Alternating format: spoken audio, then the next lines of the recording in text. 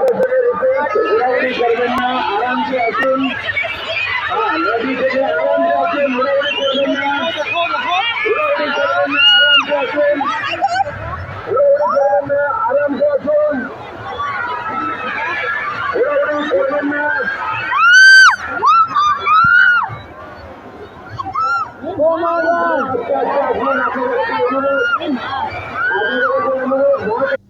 अभी जो आपने वीडियो देखा है इसको थोड़ी देर में डिस्कस करेंगे, पहले लेक्चर को स्टार्ट कर लेते हैं। So hi guys and welcome back to the channel Deepak Yadav education. Welcome to the daily Hindu news and editorial analysis of 7 October 2022।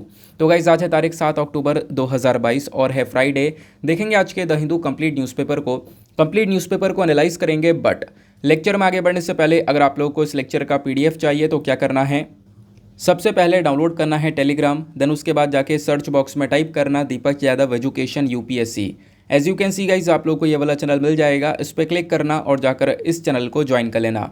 देखो अगर आप लोगों को इस तरीके से ये चैनल नहीं मिलता है तो नीचे डिस्क्रिप्शन बॉक्स में PDF लिंक के नाम से एक लिंक दिया गया है, जैसे आप उस पर क्लिक करोगे ये चैनल ऑटोमेटिकली ओपन हो जाएगा, इसको जाके ज्वाइन कर लेना। ज्वाइन करने से फ़ायदा क्या होगा, यहाँ पर डेली बेसिस पर लेक्चर का PDF मिल जाता है, डेली करंट अफेयर के वीडियो का PDF मिल जाता है और डेली बेसिस पर बहुत सारे डिजिटल नोट्स मिल जाते हैं। नाउ बढ़ते हैं आगे बढ़ने से पहले हमेशा की तरह हम लोग अपने लेक्चर को एक मैप के क्वेश्चन के साथ स्टार्ट करेंगे।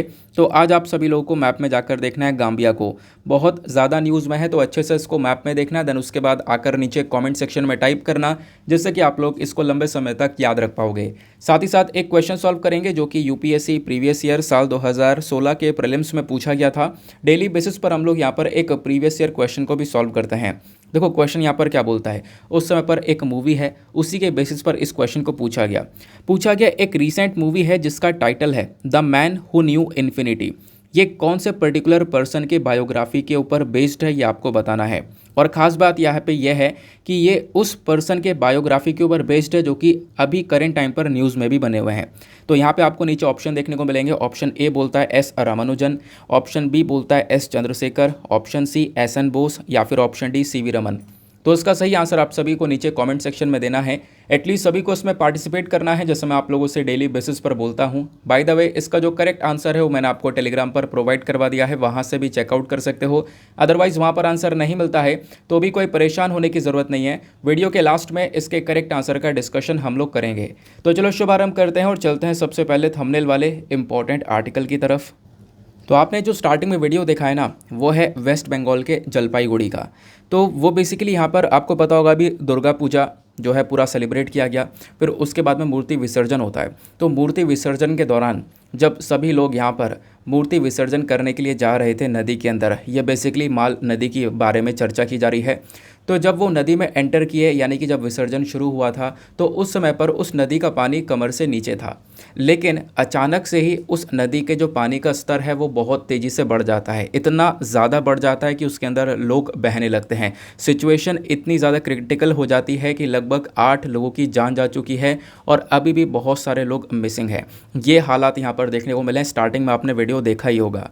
फिर उसके बाद में आप देखोगे बहुत सारे आर्टिकल्स यहाँ पे पब्लिश हुए, जैसा कि आप लोग स्क्रीन पर देख पा रहे हो। ये इंडियन एक्सप्रेस का आर्टिकल है। ये पूरा इंसिडेंट कब हुआ, दुर्गा विसर्जन जब चल रहा था जलपाईगुड़ी के अंदर, तब एग्जैक्टली उस समय की बात है। लगभग यहाँ पर शाम 8:30 बजे के आसपास का इंसिडेंट है। वेडनेसडे में ये पूरी दुर्घटना घटी हुई है। साथ ही साथ में ये मैंने आपको बताया माल रिवर जो है ना, उस नदी के अंदर ये पूरा सिचुएशन देखने को मिला। फिर उसके बाद में रेस्क्यू ऑपरेशंस चलाए गए, national disaster response force, civil defence personnels को यहाँ पर तैनात किया गया, उन्होंने यहाँ पर रेस्क्यू ऑपरेशंस चलाए। फिर उसके बाद में जैसा मैंने आपको बोला कि बहुत सारे लोग, ऐसा नहीं कि बहुत कम लोग थे, बहुत लोग थे यहाँ पर जो कि इस आइडल इमर्जन वाली सेरेमनी के अंदर एक तरीके से पार्टिसिपेट कर रखे थे। लेकिन होता क्या है, सडनली अचानक से ही जो पानी का लेवल है वो बहुत तेज़ी से बढ़ जाता है। लोगों को इसके बारे में कोई जानकारी थी नहीं। अब सिचुएशन ये हो गई कि लोग यहाँ पर फिसलने लगे, बहने लगे उसी एरिया के अंदर में। कुछ लोग थे जिनको यहाँ पर थोड़ा बहुत लगा कि यहाँ पानी का स्तर बढ़ रहा है, वो थोड़े से ऊपर वाले हिस्से पर पहुँच गए जहाँ पर घास वगैरह थी, वहाँ पर खड़े हो गए। तो ये सिचुएशन सारी की सारी हुई है वहाँ पर। जो लोकल रेसिडेंट्स उनका कहना यह है कि देखो जो एडमिनिस्ट्रेशन है ना, उन्होंने कोई तैयारी नहीं करी थी। अगर यहाँ पर दुर्गा विसर्जन होना है, देखो हर साल होता है, तो फिर यहाँ पे ध्यान रखना चाहिए था। जो प्रिपरेशन करनी चाहिए थी वो प्रिपरेशन यहाँ पर नहीं हुई थी। ठीक है ना। इनफैक्ट यहाँ पे बोला गया कोई सिविल डिफेंस वर्कर नहीं था, लगभग सिर्फ 8 सिविल डिफेंस वर्कर वहाँ पर देखने को मिले हैं, जबकि हज़ारों की कगार में जो लोग हैं वो इस दुर्गा विसर्जन में उन्होंने पार्टिसिपेट किया हुआ था। तो वो बात यहाँ पर मेंशन की जाती है। इनफैक्ट लोग बोलते हैं कि कोई भी बोट नहीं थी, कोई भी नाव नहीं थी, कि अगर कोई भी इमरजेंसी सिचुएशन क्रिएट होती तो कोई नाव वगैरह हो, है ना, या कोई इमरजेंसी सिचुएशन क्रिएट होती है तो उसको हैंडल करने का कोई भी प्रिपरेशन वहाँ पर नहीं था, ऐसा भी यहाँ पर लोगों ने मेंशन किया है। और सिविल डिफेंस वर्कर पहले से ही बहुत कम थे और उनका कहना है कि हमारे पास में केवल और केवल रस्सी थी जिसके थ्रू हम लोग रेस्क्यू ऑपरेशन को चला सकते थे। फिर कोई वेदर अलर्ट नहीं था, कुछ भी नहीं था, कोई फोरकास्टिंग नहीं थी कि मतलब एक फोरकास्टिंग की जाती है ना कि भाई इस पर्टिकुलर एरिया में बहुत ज़्यादा बारिश होने वाली है, तो वैसी चीज़ें भी यहाँ पर नहीं देखने को मिली हैं, जिसकी वजह से अगेन बहुत ज़्यादा कंसर्न देखने को मिला है। लास्ट में हमारे पीएम मोदी ने जो है लोगों के जो भी लोगों की जान गई है, जो भी दुर्घटना हुई है, इसमें अपना दुख प्रकट करते हुए कंपनसेशन देने की बात की है। लगभग 2 लाख रुपए का कंपनसेशन दिया जाएगा जिन भी लोगों की मृत्यु हुई है उनके फैमिली मेम्बर्स को, उनके जो भी यहाँ पर लोग हैं उनको, ठीक है ना। तो ये बात आपको पूरी देखने को मिल जाती है। लेकिन एट द लास्ट बात ये आती है कि ये जो फ्लैश फ्लड है ना, ये आता कैसे आखिरकार। देखो, इस बात को समझना कि अचानक से पानी का स्तर कैसे बढ़ा, ये बात आपके लिए इंपॉर्टेंट हो जाती है। जलपाईगुड़ी बेसिकली क्या है ना, जो वेस्ट बंगाल है इसके उत्तर में आपको देखने को मिलेगा, और ये पूरा का पूरा पहाड़ी इलाका आपको देखने को मिलता है। होता क्या, ऊपर पहाड़ पे बारिश होती है और पहाड़ी ढलान की वजह से जो बारिश का पानी है वो तेजी धारा में, है ना, बहुत तेज़ी से धारा बनकर नीचे उतरता है, उसके बाद में नदी में मिल जाता है। इस वजह से यहाँ पर जो माल नदी है ना, इसमें अक्सर ये फ्लैश फ्लड आता रहता है। मतलब ऐसा है कि बहुत बार फ्लैश फ्लड आया है, आता रहता है। इसी वजह से यहाँ पे लोग नाराज़ हैं कि जब हमें पता है कि इसमें फ्लैश फ्लड आता है तो आपने पहले से ही क्यों नहीं प्रिपरेशन कर रखी थी, जिसकी वजह से ये पूरा का पूरा डिज़ास्टर क्रिएट हो गया है। समझ में आई बात। तो ये था पूरा का पूरा आर्टिकल। नेक्स्ट आर्टिकल पर आते हैं। जब आप लोग फ्लैश फ्लड को देखते हो ना, तो यहाँ पर जो हमारे एक तरीके से जोग्राफिस्ट हैं उनका कहना भी यहाँ पर यह है, जो जोग्राफर्स होते हैं, कि जब बारिश बहुत तेज़ी से होती है उससे नदी के अंदर पानी का स्तर बढ़ना, डैम भर जाना, झील भर जाना, इनका ओवरफ्लो हो जाना, वहाँ से ही पानी बहुत सारा निकलना, वो बेसिकली फ्लैश फ्लड वाली कंडीशन बनती है। लेकिन यहाँ पे जैसे मैंने आपको बताया, जो पहाड़ी इलाका है, ऊपर पहाड़ पर दूसरी जगह पर बारिश हो रही थी, उसकी वजह से तेज़ धारा का पानी बना और जाके नदियों में मिला, जिसकी वजह से यहाँ पर ये अक्सर हम लोग देखते हैं माल नदी के अंदर फ्लैश फ्लड आता रहता है। now आते हैं नेक्स्ट आर्टिकल की तरफ। अगला आर्टिकल थोड़ा सा इंपॉर्टेंट होने वाला है। कैसे, ठीक है ना, तो मैं आपको वो भी बताने वाला हूँ। देखो, इस वाले आर्टिकल को वैसे आप लोग जीएस पेपर नंबर 1 से रिलेट कर पाओगे। अब जीएस पेपर से भी ना रिलेट करके अगर मैं आपको बताऊं तो डायरेक्टली प्रीलिम्स के लिए ये आपके लिए ज़्यादा इंपॉर्टेंट होगा। आपको पता होगा नोबेल प्राइजेस दिए जा रहे हैं। हमने Nobel prize for medicine discuss किया, फिजिक्स डिस्कस किया, केमिस्ट्री डिस्कस किया। जो भी नोबेल प्राइजेस अभी दिए गए हैं, किन किन को क्यों दिए गए हैं, वो सब अभी हमने डिस्कस कर रखा है। तो अब यहाँ पर एक और नया नोबेल प्राइज़ न्यूज़ में आ चुका है, वो है लिटरेचर को लेकर। तो लिटरेचर को लेकर जो ये नोबेल प्राइज़ है वो किसने जीता है, तो वहाँ पर वो उनका नाम है एनी एरनॉक्स, ठीक है ना। तो एक फ्रेंच ऑथर हैं, फ्रांस की ऑथर हैं एनी एरनॉक्स, और जानी जाती हैं, मतलब सिंपल वर्ड में अपनी नॉवेल्स वगैरह लिखती हैं। और साथ ही साथ में आप देखोगे लगभग 82 के आसपास की इनकी एज है। और ख़ास बात यह है कि जो फ्रांस के अंदर स्कूल्स हैं, उन स्कूल्स के अंदर जो सिलेबस हैं, उन सिलेबस के अंदर भी लगभग 20 से ज़्यादा बुक्स यहाँ पर इनकी लिखी हुई चल रही हैं। और बहुत समय से, लगभग यहाँ पे 10 साल से वो बुक्स चल रही हैं। तो स्कूल जो हैं फ्रांस के अंदर, वहाँ पे सिलेबस के अंदर भी इनकी बुक्स इंक्लूडेड हैं, ऐसा यहाँ पर बोला गया है। तो लिटरेचर के पर्सपेक्टिव से इनको ये अवार्ड दिया गया है। तो नाम आपको ध्यान रखना है एनी एरनॉक्स। अब इनके नाम का प्रोनाउंसिएशन आपने कहीं कहीं पर एनी एरनॉ देखा होगा बस, और कहीं कहीं पर लिखा हुआ है एनी एरनॉक्स। अब इनको ये साहित्य का नोबेल पुरस्कार या फिर लिटरेचर का जो नोबेल पुरस्कार है वो दिया गया। क्यों दिया गया? लिटरेचर के पर्सपेक्टिव में ना देखते हुए यहाँ पर देखो, बोला गया है कि देखो जो समाज होता है, सोसाइटी के अंदर बहुत सारे जो रिस्ट्रिक्शंस होते हैं उनके ऊपर इन्होंने जोर दिया है ना। उसके लिए यहाँ पर इनको इस पर्टिकुलर क्षेत्र के अंदर चुना गया।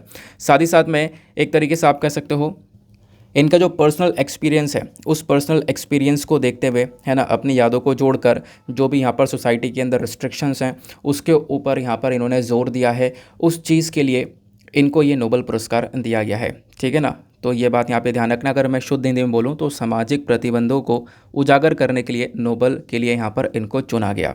इतनी बात यहाँ पर ध्यान में रखनी है, बस इतनी बात, तो आप कहोगे एग्जाम में क्वेश्चन बन जाता है क्या? वनडे एग्जामिनेशन के अंदर तो आता है, जैसे हमारे जो भी वनडे एग्जामिनेशन होता है ना, उसके अंदर पूछ लिया जाता है डायरेक्ट नाम। क्या यूपीएससी पूछता है? तो यूपीएससी के जब मैंने प्रीवियस ईयर क्वेश्चन पेपर को देखा तो एक आध बार ही यहाँ पर नोबेल प्राइज़ को लेकर प्रीलिम्स के अंदर क्वेश्चन पूछा गया है। और वो क्वेश्चन है क्या, आप यहाँ पर थोड़ा सा एक बार नज़र मार सकते हो। 2008 के अंदर क्वेश्चन पूछा गया था। क्वेश्चन क्या था? Nobel prize winning scientist James D Watson is known for his work in which area. यानी कि आपसे पूछा जा सकता है क्वेश्चन किसी पर्टिकुलर पर्सन को लेकर, यानी जिनको नोबेल प्राइज़ मिला है वो किस फील्ड में मिला है, इसको लेकर क्वेश्चन बन सकता है। एक तो यहाँ पे ऐसे बन सकता है, दूसरा नाम भी पूछा जा सकता है। तो जैसे कि यहाँ पर ये 2008 में जेम्स डी वॉटसन न्यूज़ में थे, तो यहाँ पर ये नोबेल प्राइज़ विनिंग साइंटिस्ट थे, तो इनको किस एरिया में यहाँ पर नोबेल प्राइज़ दिया गया था? तो वैसे इसका जो करेक्ट आंसर है आंसर डी, जेनेटिक्स के अंदर यहाँ पर इनको नोबेल प्राइज़ दिया गया था। लेकिन 2008 में ही ना यूपीएससी ने एक और क्वेश्चन पूछ लिया था नोबेल प्राइज़ को लेकर। जैसे क्या पूछा? Who among the following scientist shared the Nobel prize in physics with his son. ठीक है ना, तो कौन से व्यक्ति थे उस समय पर जिन्होंने उस नोबेल प्राइज़ को, जो नोबेल प्राइज़ इन फिजिक्स मिला था, वो अपने बेटे के साथ में शेयर किया था? तो यहाँ पर इसका जो करेक्ट आंसर है वो आपको सी देखने को मिलेगा, विलियम हेनरी ब्रैग।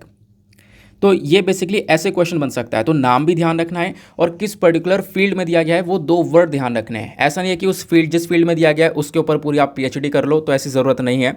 बस खाली नाम यहाँ पर ध्यान रखना किस फील्ड में दिया गया। तो कल मैंने आपको यही चीज़ बताई भी थी।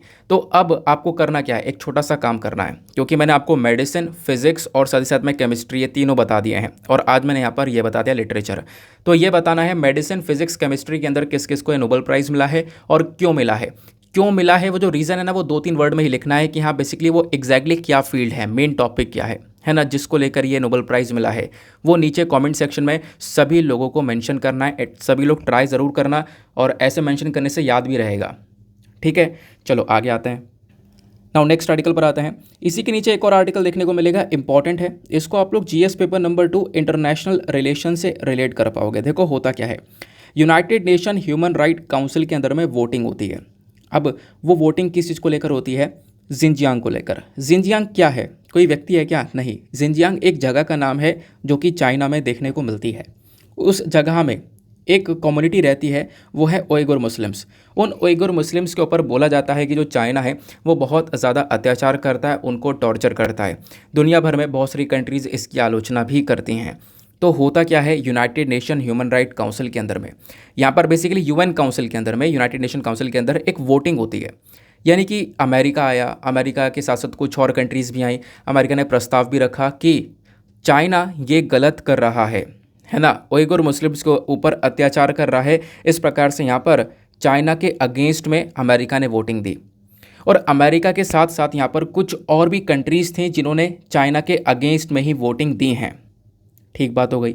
लेकिन इंडिया ने क्या किया? देखो, इंडिया के साथ साथ 10 और कंट्रीज़, ध्यान सुनना, इंडिया के साथ साथ 10 और देश हैं जिन्होंने यहाँ पर एब्सटेन कर दिया है। एब्सटेन मतलब ना हाँ में वोट दिया, ना में वोट दिया, ना चाइना के हम अगेंस्ट में थे, ना उसके फेवर में थे, न्यूट्रल थे। तो इंडिया ने यहाँ पर जो वोटिंग दी है इस पर्टिकुलर इशू को लेकर, वो बेसिकली एब्सटेन वाला कंडीशन आपको देखने को मिल जाता है। सिंपल बात हो गई, बस खाली ये बात आपको यहाँ पर ध्यान में रखनी थी। यूएस ने तो अगेंस्ट में वोटिंग दिया, यूएस के साथ साथ कुछ और कंट्रीज थी जिन्होंने यहाँ पर अगेंस्ट में वोटिंग दी है। लेकिन यहाँ पर जो एब्सटेन करा है ना, वो ध्यान रखना, इंडिया ने एब्सटेन किया है। और इंडिया के साथ साथ, क्योंकि इंडिया की कंडीशन आपके लिए काफ़ी ज़्यादा इंपॉर्टेंट मानी जाती है। समझ में आ गया इशू? लेकिन ये तो आपने करंट अफेयर पढ़ा है, छोटा सा आर्टिकल है, 2 पैरा में निपट गया। इसके अलावा बहुत सारी इंपॉर्टेंट चीज़ें हैं जहाँ से एग्जाम के अंदर, प्रीलिम्स और साथ ही साथ मेंस के अंदर आपसे क्वेश्चन पूछा जा सकता है। क्या है मुद्दा, आओ समझते हैं। पहले मैप पर चलते हैं, लेकिन आगे बढ़ने से पहले मेक श्योर करना वीडियो पे जो लाइक का बटन है उसको प्रेस कर देना। लोग वीडियो को देखते देखते भूल जाते हैं, तो अब मैं याद दिला रहा हूँ, वीडियो पे लाइक का बटन प्रेस करना। 5K प्लस लाइक का टारगेट है, आप लोग इसको अचीव करवाते हो, आज भी करवाना है। साथ ही साथ मेरे साथ में इंस्टाग्राम पे कनेक्ट हो सकते हो। इंस्टाग्राम पे जाना, सर्च बॉक्स में टाइप करना दीपक यादव एजुकेशन, ये प्रोफाइल मिलेगा। यहाँ पे कनेक्ट कर अपनी क्वेरीज़ को मेरे साथ में डिस्कस कर सकते हो। ना यहाँ पर आप लोग मैप देख पा रहे होंगे, इधर हमारा महान भारत है। इंडिया के ऊपर आप देखोगे तो यहाँ पर आपको चाइना देखने को मिलेगा। चाइना के इधर वाला जो हिस्सा है, थोड़ा सा डार्क कलर का जो ये नज़र आ रहा है, यही है यहाँ पर पूरा का पूरा जिनजियांग प्रोविंस। इसी पर्टिकुलर एरिया की बात की जा रही है। यहाँ पर उइगुर मुस्लिम्स रहते हैं। उन उइगुर मुस्लिम्स को यहाँ पर टॉर्चर करता है, उनके ऊपर अत्याचार करता है ये चाइना। ऐसा यहाँ पर आपको देखने को मिलेगा। सिंपल बात हुई। अब देखो ये आर्टिकल आपका जीएस पेपर नंबर 2 के अंदर लिंक हो जाएगा। सिलेबस के अंदर टॉपिक है effects of policies politics of countries, वहाँ से आप रिलेट कर पाओगे। पहले क्वेश्चन आता है कि आखिरकार और ये उइगुर मुस्लिम्स हैं कौन। देखो उइगुर मुस्लिम्स ना बेसिकली एक मुस्लिम माइनॉरिटी टर्किक एथनिक ग्रुप है। टर्की के साथ साथ कुछ और भी कंट्रीज़ है जहाँ पर ये उइगुर मुस्लिम्स आपको देखने को मिलते हैं। यहाँ पे होता क्या है, ये कौन सी भाषा बोलते हैं, ये कुछ अपनी खुद की भाषा बोलते हैं जो कि कहीं ना कहीं थोड़ी बहुत सिमिलर होती है, यानी कि थोड़ी बहुत समान होती है टर्किश भाषा के साथ साथ। फिर उसके बाद में आप देखोगे ये जो उइगुर मुस्लिम्स हैं ये करेंट टाइम पर केवल और केवल सेंट्रल एशियन नेशंस पर ही आपको देखने को मिलेंगे। सेंट्रल एशियन कंट्रीज़ 5 कंट्रीज़ आती हैं, वो 5 कंट्रीज़ के नाम फटाफट नीचे कमेंट सेक्शन में लिख दो। ये छोटी छोटी बातें जो कि आपके ज़ुबान पर रटी होनी चाहिए, है ना। देन उसके बाद में बात आती है उइगुर्स की। देखो चाइना के अंदर आपको बहुत सारी कम्युनिटीज़ देखने को मिलती हैं। यहाँ पर क्या होता है, जो उइगर है ना, ये एक तरीके से बोलते हैं कि हम लोग चाइना के अंदर जो माइनॉरिटी कम्युनिटीज़ हैं उन्हीं में से लोग जो लगभग यहाँ पर 55 officially recognised ethnic minority communities हैं, उन्हीं कम्युनिटी में इसमें से एक कम्युनिटी यहाँ पर उइगर की है, ऐसा यहाँ पर उनका कहना है। हालांकि अगर हम लोग बात करें जो चाइना है ना, वो इस कम्युनिटी को एक तरीके से वो रिजेक्ट करता है। वो ये कहता है कि ये हमारे देश की कम्युनिटी नहीं है, ये हमारा कोई भी इंडिजीनियस ग्रुप नहीं है। तो चाइना इस प्रकार से यहाँ पर यह बात रखता है। करेंट टाइम पे बात करें तो उइगुर की जो सबसे बड़ी पॉपुलेशन है वो आपको चाइना के जिनजियांग रीजन में ही देखने को मिलती है। फिर उसके अलावा कुछ पॉपुलेशन आपको उज़्बेकिस्तान, किर्गिस्तान और कजाकिस्तान के अंदर भी देखने को मिलेगी, जो कि सेंट्रल एशियन कंट्रीज़ के अंदर आते हैं। नाउ जिनजियांग क्या है, मैंने आपको बता दिया, एक ऑटोनॉमस रीजन है जो कि चाइना के अंदर है। और यहाँ पर इस पर्टिकुलर एरिया में बहुत सारे मिनरल्स आपको देखने को मिलेंगे। ये पर्टिकुलर एरिया अपने आप में काफ़ी बड़ा है और बहुत सारे कंट्रीज़ के साथ में अपने बॉर्डर को शेयर करता है, जैसे पाकिस्तान, रशिया, अफगानिस्तान के साथ में और भी कंट्रीज़ के साथ में बॉर्डर शेयर करता हुआ नज़र आता है।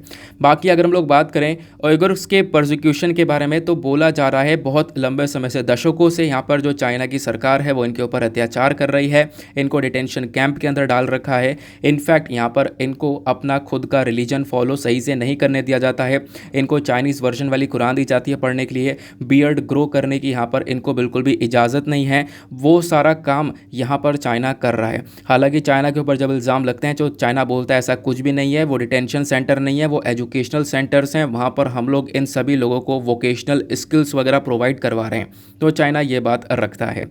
सिंपल हो गया, क्लियर हो गया। नाउ चाइना यहाँ पर क्लेम ही करता है कि देखो जो ये उइगर ग्रुप है ना, ये कहीं ना कहीं एक पूरा का पूरा एक इंडिपेंडेंट स्टेट बनाना चाहते हैं, यानी कि चाइना से एक बहुत बड़ा हिस्सा तोड़ना चाहते हैं, जिस वजह से यहाँ पर चाइना इस प्रकार से कदम उठा रहा है।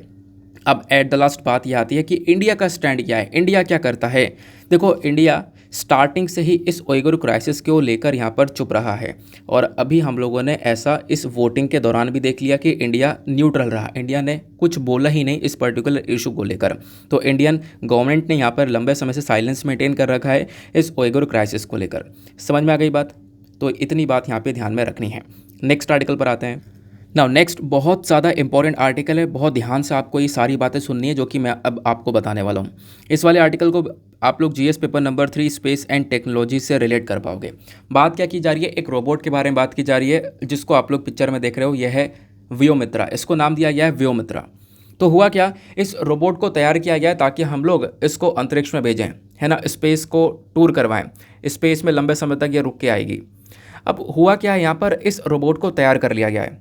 तो व्योमित्रा क्या है, ये जो व्योमित्रा है ना, ये बेसिकली एक ह्यूमैनॉइड डिज़ाइंड और डेवलप करा हुआ एक रोबोट है जिसको डेवलप किया है इंडियन स्पेस रिसर्च ऑर्गेनाइजेशन ने, ताकि हम लोग क्या कर सकें अपने गगनयान मिशन में। आपको पता होगा गगनयान मिशन हम लोग लेकर आने वाले हैं, जल्दी इसको लॉन्च करेंगे।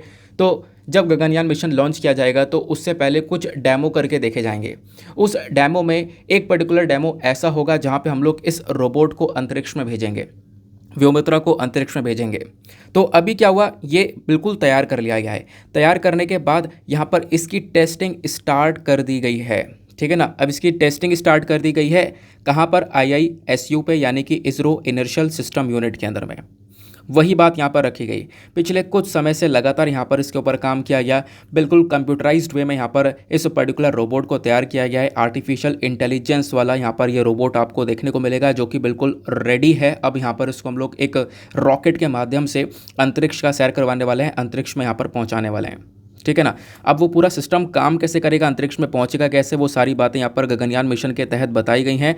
वो सारी बातें मैं आपको पिक्चर्स के थ्रू बताऊंगा बहुत सिंपल से शब्दों में, चलो फिर आगे आते हैं, स्टार्ट करते हैं। तो आओ फिर गगनयान मिशन को समझते हैं बिल्कुल आसान सी भाषा में, मतलब जो जितनी आसान भाषा हो सकती है मेरे से, मैं उतनी आसान भाषा में आपको ये मिशन समझाने की कोशिश करूंगा। आपको एक एक बात यहाँ पर इसके बारे में पता होनी चाहिए, क्योंकि ये आने वाले टाइम पर बहुत ज़्यादा न्यूज़ में होने वाला है। तो गगनयान मिशन एक ऐसा मिशन है जो कि हमारा इसरो लॉन्च कर रहा है, इंडियन स्पेस रिसर्च ऑर्गेनाइजेशन। इस गगनयान मिशन के अंदर हम लोग 3 फ्लाइट यानी 3 बार एक तरीके से आप कह सकते हो कि टेस्टिंग करने वाले हैं। अब टेस्टिंग तो नहीं, बेसिकली 3 फ्लाइट यहाँ पर हम लोग लॉन्च करेंगे जो कि स्पेस यानी कि अंतरिक्ष का सैर करके आएंगी। जो पहली 2 फ्लाइट होंगी ना, वो बेसिकली यहाँ पर अनमैन्ड फ्लाइट्स होंगी। अनमैन्ड फ्लाइट्स का मतलब यहाँ पर क्या है कि उसके अंदर कोई इंसान नहीं होगा। जो स्टार्टिंग सबसे पहली वाली इन 3 फ्लाइट में जो सबसे पहली वाली फ्लाइट होगी वो बिल्कुल खाली रॉकेट जाएगा। दूसरे में आप देख पाओगे हम इस रोबोट को रखेंगे जिसको व्योमित्रा नाम दिया गया है ना। तो ये व्योमित्रा यहाँ पर रोबोट को रख कर भेजा जाएगा, यानी टेस्टिंग की जाएगी, डेमो किया जा रहा है। फिर थर्ड पर जब सारी चीज़ें कंफर्म हो जाएंगी, जो तीसरी फ्लाइट है वहाँ पर इंसान को बैठा कर हम लोग स्पेस में घुमा कर लेकर आने वाले हैं। खास बात यहाँ पर यह है कि इसमें यह होगा कि स्पेस में 5 से 7 दिन तक ये लोग रुक कर वापस से नीचे आएंगे। तो आप कहोगे 5 से 7 दिन तक रुकेंगे? बिल्कुल रुकेंगे। कैसे रुकेंगे, थोड़ा सा इंटरेस्टिंग लग रहा है, वो हम लोग आगे समझने की कोशिश करेंगे। अब ये जो पूरा का पूरा आपको गगनयान सिस्टम देखने को मिलता है ना, इसमें हमारा टारगेट ये है कि अर्थ से, पृथ्वी से जब आप लोग ऊपर चढ़ोगे, पृथ्वी से ऊपर जाओगे और पृथ्वी से अगर ऊपर 400 किलोमीटर तक चले जाओगे, तो उतने एरिया में आप कह सकते हो ना कि यहाँ पर 5 से 7 दिन तक जो लोग हैं उनको रोक कर वापस से आप कह सकते हो नीचे उतारना है। ठीक है ना। इस गगनयान मिशन के अंदर अगर इंडिया इस काम में सक्सेसफुल हो जाता है, जो कि डेफिनेटली हम होंगे, तो अमेरिका, चाइना, रशिया जैसी कंट्रीज़ के साथ में भी हम लोग यहाँ पर इंक्लूड हो जाएंगे, क्योंकि अभी ये काम करने वाली अमेरिका, चाइना, रशिया जैसी कंट्री हैं। अब यहाँ पर इंडिया भी इसके अंदर शामिल हो जाएगा। अब देखो बात ये करते हैं कि आखिरकार ये मिशन काम करेगा कैसे, इस बात को समझना। सबसे पहली चीज़ ये रहा रॉकेट हमारा GSLV Mark 3 रॉकेट का हम लोग इस्तेमाल करेंगे। इस रॉकेट के अंदर हम लोग एक क्रू मॉड्यूल को रखने वाले हैं। क्रू मॉड्यूल के नीचे लगा होगा सर्विस मॉड्यूल। क्रू मॉड्यूल और सर्विस मॉड्यूल को अगर हम जोड़ दें तो इसको बोला जाता है ऑर्बिटल मॉड्यूल। ठीक है ना। क्रू मॉड्यूल वो मॉड्यूल होगा जिसके अंदर लोगों को बैठाया जाएगा। ठीक है ना, ये बात रखना, ध्यान रखना। एक बेसिकली कैबिन टाइप का, एक कमरे टाइप का आपको देखने को मिलेगा जहाँ पे लोग बैठे हुए होंगे। इसके नीचे सर्विस मॉड्यूल होगा जो कि आगे इसको पावर देगा। अब इसको फिट करने के बाद में ऑर्बिटल मॉड्यूल बना दिया गया, और ऑर्बिटल मॉड्यूल को आपको दिख रहा होगा, इसमें हमने रॉकेट में आगे बैठा दिया। ये ऑर्बिटल मॉड्यूल आगे हमने रॉकेट में लगा दिया। अब ये रॉकेट अंतरिक्ष में जाएगा इन लोगों को लेकर। ये इस बात आपने समझ ली है। आगे आते हैं। अब अंतरिक्ष में बेसिकली जो स्पेस है, आपको पता है स्पेस कहाँ से स्टार्ट होता है। तो आपको पता होगा कि अगर हम लोग पृथ्वी से ऊपर जाएं तो 100 किलोमीटर तक अगर हम ऊपर पहुंच जाएं तो 100 किलोमीटर पर आ जाती है कर्मन लाइन। इसको क्या बोलते हैं? Karman line. कर्मन लाइन से ऊपर यानी कि आप यहाँ तक पहुँचे। अब एक कदम भी आप कर्मन लाइन से बाहर रख दोगे ना, तो मतलब आप अंतरिक्ष में पहुँच गए। तो कर्मन लाइन से ऊपर का जो पूरा एरिया है वो बेसिकली स्पेस का एरिया कहलाता है, वो अंतरिक्ष का एरिया कहलाता है। ठीक है ना। यहाँ से अंतरिक्ष शुरू हो जाता है। तो आप कहोगे जो हमारे सैटेलाइट्स हैं वो सारे यहाँ लॉन्च होते हैं क्या? नहीं, वो तो बहुत ऊपर भी लॉन्च होते हैं, बहुत ज़्यादा दूर पर लॉन्च होते हैं। मैं आपको बता रहा हूँ स्पेस एग्जैक्टली कहाँ से शुरू होता है। कर्मन लाइन के बाहर से यहाँ पर जो हमारा अंतरिक्ष है वो स्टार्ट हो जाता है। ये बात आपने समझ में आई। अब इस रॉकेट के अंदर क्या क्या है वो मैंने आपको बता दिया। क्रू मॉड्यूल है और सर्विस मॉड्यूल, ये दोनों चीज़ें आपको देखने को मिलेंगी। क्रू मॉड्यूल जहाँ पर ह्यूमन बींग्स बैठे होंगे, सर्विस मॉड्यूल बेसिकली एक इंजन होगा जो कि नीचे से क्रू मॉड्यूल को पावर देने की कोशिश करेगा, और इन दोनों को जोड़ देते हैं तो क्या बनता है? Orbital module. और उस ऑर्बिटल मॉड्यूल को हमने अपने रॉकेट के अंदर फिट कर दिया है, जैसा आप लोगों ने देखा। इनको जोड़कर हमने ये बनाया और इसको रॉकेट के अंदर यहाँ पर बैठा दिया। अब आगे आते हैं। अब लॉन्च की अगर हम लोग बात करें तो GSLV Mark 3 जो रॉकेट है इसके माध्यम से यहाँ पे लॉन्च किया जा रहा है। होगा क्या, हम लोग पहले तो 2 टेस्ट व्हीकल फ्लाइट लेने वाले हैं, यानी 2 बार तो टेस्टिंग की जाएगी। एक बार खाली रॉकेट, दूसरी बार यहाँ पर इस रोबोट को भेजा जाएगा, है ना, जिसको हम लोग व्योमित्रा बोल रहे हैं। तो एक बार दूसरा रोबोट भेजा जाएगा, फिर तीसरी बार में हम लोग इंसान को भेजेंगे, क्योंकि हम नहीं चाहते कि कुछ भी गलत हो, है ना। तो ये काम यहाँ पर करने वाले हैं। ये आपने व्योमित्रा रोबोट भी देख लिया, एग्जैक्टली इसके बारे में आप लोगों ने समझ लिया है। गगनयान मिशन के अंदर आपने ये सारी बातें भी समझ ली हैं। नाउ अब आती है बारी एक इम्पॉर्टेंट पार्ट की। वो पार्ट क्या है? अब ये रॉकेट जाएगा कैसे और वापस उतर कर कैसे आएगा? देखो इस बात को यहाँ पे समझने की कोशिश करना। इस पिक्चर को देखो। यहाँ पे क्या होगा, इस रॉकेट को हमने तैयार कर लिया। है ना। GSLV Mark 3 रॉकेट तैयार हो गया, इसी के अंदर हमारे क्रू मेंबर बैठे हुए हैं उस क्रू मॉड्यूल के अंदर में, है ना। क्रू मॉड्यूल के नीचे सर्विस मॉड्यूल जुड़ा हुआ है, दोनों को मिलाकर ऑर्बिटल मॉड्यूल बोलते हैं, वो यहाँ पर फिट है। अब इस GSLV Mark 3 को हम कहाँ से छोड़ेंगे? श्रीहरिकोटा से। तो श्रीहरिकोटा से यहाँ पर ये रॉकेट लॉन्च होगा। रॉकेट लॉन्च हुआ, 16 मिनट के अंदर अंदर ये हमारे लो अर्थ ऑर्बिट पर पहुँच जाएगा, यानी स्पेस पर पहुँच जाएगा, अंतरिक्ष पर पहुँच जाएगा। अब होगा क्या, ये रॉकेट जैसे यहाँ पर अंतरिक्ष पर पहुँचेगा, इसमें से जो ये ऑर्बिटल मॉड्यूल है, क्योंकि ऑर्बिटल मॉड्यूल दो चीज़ों से मिलकर बना है, अभी मैंने आपको बताया था क्या क्या, सर्विस मॉड्यूल और क्रू मॉड्यूल। तो ये मॉड्यूल इसी रॉकेट में रखा हुआ था। ये रॉकेट यहाँ तक पहुँचा और इसने क्या किया, इस पर्टिकुलर जो ऑर्बिटल मॉड्यूल है इसको ऊपर छोड़ दिया। अब ऑर्बिटल मॉड्यूल इस रॉकेट में से निकल गया बाहर, निकलने के बाद में वो स्पेस में चला गया, है ना। वो स्पेस में चला गया इस प्रकार से, एक सेकेंड को, वो यहाँ पर स्पेस में चला गया। और अब क्या होगा, वो इस प्रकार से जो मॉड्यूल है ना, वो ऐसे यहाँ पर 5 से 7 दिन तक अंतरिक्ष में ही रहेगा। 5 से 7 दिन तक इस प्रकार से वो अंतरिक्ष में ही रहेगा और फिर उसके बाद धीरे धीरे नीचे उतरना स्टार्ट करेगा। जब ये नीचे आना स्टार्ट करेगा ना, तो इसमें से जो क्रू मॉड्यूल है और सर्विस मॉड्यूल है, ये दोनों अलग हो जाएंगे। सर्विस मॉड्यूल तो अंतरिक्ष में रह जाएगा, अब जिसमें लोग बैठे हैं क्रू मॉड्यूल, वो यहाँ पर नीचे आना स्टार्ट होगा। तो आप कहोगे नीचे ऐसे गिरेगा तो सब मर जाएंगे, मतलब ऊपर ही वो जल के राख हो जाएगा कि इतनी तेज़ी गति से गिरेगा। तो यही तो काम है, उस गति को हमें कंट्रोल करना है, उस स्पीड को कंट्रोल करना है। तो उस स्पीड को कंट्रोल करने के लिए क्या लगाया गया, जब ये पूरा का पूरा सर्विस मॉड्यूल क्रू मॉड्यूल नीचे गिर रहा होगा, तो इसमें से जो एक तरीके से आप कह सकते हो पैराशूट्स होते हैं, वो पैराशूट यहाँ पर ओपन हो जाएंगे।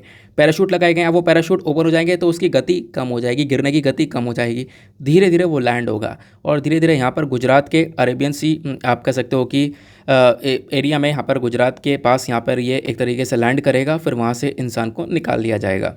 तो इस प्रकार से यहाँ पर ये पूरा का पूरा सिस्टम रहने वाला है। आई होप आपको यहाँ पर ये पूरा का पूरा जो मिशन है, गगनयान मिशन, वो समझ में आया किस प्रकार से होगा। कॉस्ट कितनी आने वाली है, 10,000 करोड़ रुपए यहाँ पर खर्चने वाले हैं इस पर्टिकुलर मिशन के ऊपर। फिर इंडिया अगर ऐसा कर लेता है तो यहाँ पर चौथा लार्जेस्ट नेशन होगा या फिर चौथा ऐसा देश होगा जिसने काम करके दिखाया है। इससे पहले US, रशिया और चाइना ने ये काम करके दिखाया हुआ है ऑलरेडी। अब बात ये करते हैं कि आने वाले टाइम के और कौन कौन से मिशन है जो कि 2022-23 में चर्चा में रहने वाले हैं, तो उसके बारे में देखो एक बार आपको नज़र पड़ जानी चाहिए ताकि आपको याद रहे। शुक्रयान मिशन, वीनस मिशन आपको देखने को मिलेगा, है ना। ये एक फर्स्ट मिशन होने वाला है वीनस के ऊपर जो कि इसरो कंडक्ट करेगा।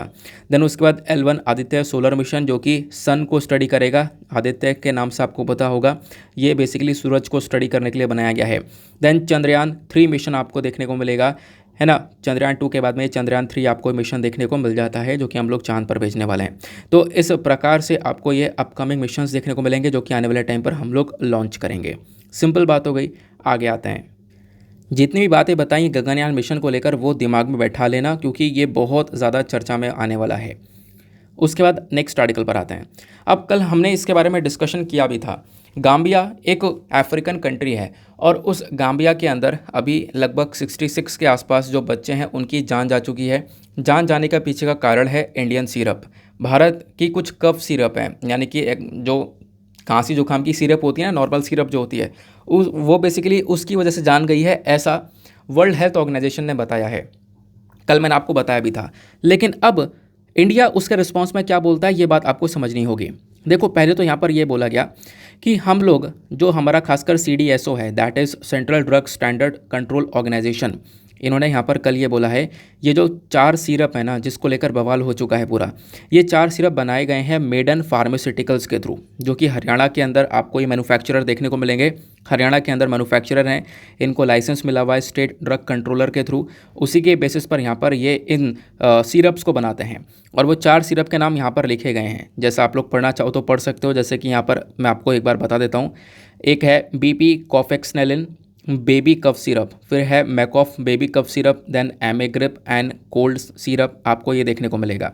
बोला ये जा रहा है कि अभी वर्ल्ड हेल्थ ऑर्गेनाइजेशन ने चिंता व्यक्त करी इस पे, यहाँ पर बोला कि भैया इसकी वजह से 66 लोगों की जान जा चुकी है गाम्बिया के अंदर में, 66 खासकर बच्चों की। इस सिरप को कंज्यूम करके। WHO ये बोलता है कि इस सिरप की वजह से डायरेक्टली किडनी इंजरी देखने को मिली है, जिसकी वजह से यहाँ पर बच्चों की जान गई है। और साथ ही साथ में इन्होंने यहाँ पर एक वार्निंग यहाँ पर एक तरीके से आप कह सकते हो जारी कर दी है कि जहाँ जहाँ पर जिस जिस कंट्री के अंदर इस सिरप का इस्तेमाल हो रहा है वो एक तरीके से अच्छे से एक बार इसको देख लें। लेकिन अब इसी के रिस्पॉन्स में आप देखोगे यहाँ पे बोलता यह है कि जो हरियाणा के अंदर ये जो मैन्युफैक्चरर हैं उनका कहना यह है कि जो सिरप हमने एक्सपोर्ट करी है ये केवल और केवल गैम्बिया के अंदर ही एक्सपोर्ट हुई थी, गाम्बिया में ही सिर्फ एक्सपोर्ट हुई थी और कहीं एक्सपोर्ट नहीं हुई हैं, गाम्बिया के अंदर ही केवल भेजी गई हैं। अब बात यह आती है कि आखिरकार WHO ऐसा क्यों बोल रहा है, वर्ल्ड हेल्थ ऑर्गेनाइजेशन ने क्यों बोला कि ये सिरप इतना खतरनाक बन जा रहा है बच्चों के लिए।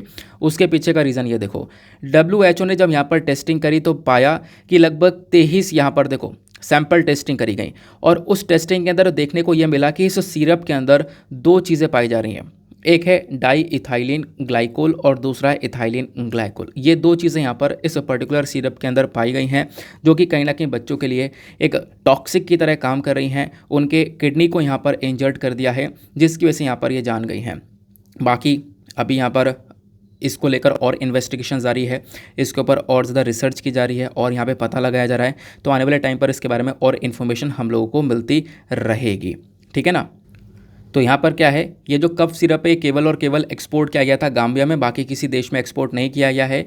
बाकी अभी यहाँ पर एक इन्वेस्टिगेशन जारी है, उसको लेकर जो भी इन्फॉर्मेशन निकल कर आती है वो भी आपके साथ में रेगुलर बेसिस पर डिस्कस करती चलेंगे हम लोग, ठीक है ना। नेक्स्ट आर्टिकल पर आते हैं। इसके नीचे एक छोटा सा आर्टिकल देखने को मिलेगा, अब इसको भी समझते हैं, थोड़ा सा इंपॉर्टेंट है, हमने पहले भी इसके बारे में कवर कर रखा है। बात की जा रही है कोल बायोमास मिक्सिंग के बारे में। देखो होता क्या है कि रिसेंटली इंडिया के जो थर्मल पावर प्लांट हैं, थर्मल पावर प्लांट का काम क्या है, थर्मल पावर प्लांट का काम है बिजली का उत्पादन करना, यानी कि इलेक्ट्रिसिटी को प्रोड्यूस करने का ये काम करते हैं। हुआ ये कि अभी कुछ दिन पहले हमारा जो एक तरीके से पावर मिनिस्ट्री है उनका कहना ये था कि जो थर्मल पावर प्लांट है ना, इनके पास में हम लोग कोयला नहीं भेजेंगे, ठीक है ना। अब इनके पास में कोयले की सप्लाई को रोक दिया जाएगा। तो आप कहोगे क्या फ़र्क पड़ता है। देखो ये जो थर्मल पावर प्लांट है ना, जहाँ पे बिजली बन रही है वो बेसिकली कोयले की वजह से बन रही है, कोयला जल रहा है उसके बाद में बिजली बन रही है। तो यहाँ पर कहना यह है कि हम इनको कोयले की सप्लाई नहीं करेंगे। क्यों? क्योंकि ये जो पावर प्लांट है ना, ये रूल्स एंड रेगुलेशंस को फॉलो नहीं कर रहे हैं। वो कौन से रूल्स एंड रेगुलेशन है? देखो स्टार्टिंग में यहाँ पर हमारी पावर मिनिस्ट्री ने बोला था कि जो थर्मल पावर प्लांट हैं इनको क्या करना है, अपने यहाँ पर उन पावर प्लांट के अंदर कुछ बायोमास का भी इस्तेमाल करना है, कोल बायोमास का इस्तेमाल करना है।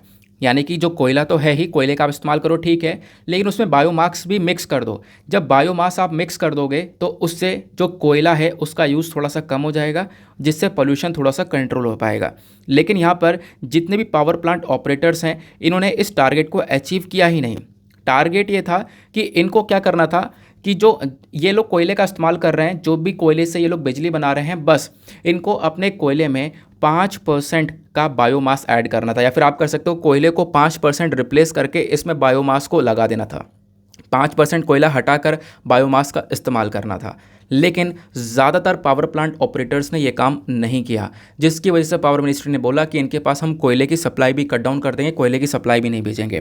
तो यहाँ पर ये एक तरीके से ये जो हमारी पावर प्लांट्स है वो सही से काम करने लगेंगी, ऐसा यहाँ पर मेंशन किया गया था।